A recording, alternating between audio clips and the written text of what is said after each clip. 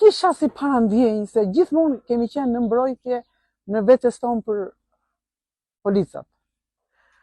Sa më ndjali aty, kur i shikoj unë, erdhën këta, po më mirë të kisha dalë, më poshtë që t'ja u tregoja më mirë vendin. Erdhën këta, thash, djale, erdhën tash. Djali qatë ty doli dhe që ka hedhur nga dritarja e viçave në fund stajës. Atje e priste polici tjetër. Thash i vendi është, po doni vemi ta tregojmë. Vendi është i del nga dritarja dhe ikën lart se ashtu është vendi se s'kishte ku të mbrose. Po të delte në krah, do delte me policin ballë për ballë. Del lart atje i bie polici. Ju po thoni që djali juaj nuk ka qelluar mbi policinë? Dëgjoj. Në moment që polici i ka rënë më përpara. Pastaj ka quar, se ajo gjithmonë as policia, as gjifare. Nuk tha, as e dorëzoj uni, as e jemi policia, ajo ishte fshehur në cep, t'ja u tregoj atje ku ka rënë.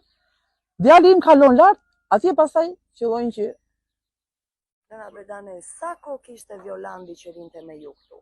Violandi me mua jo se rrinte, se Violandi ishte dënuar 10 vjet. E Violandi nuk më rrinte mua këtu, vinte thjesht në një qytet të bukur. Ku jetonte ai? Lart. Në mal, vetëm në mal.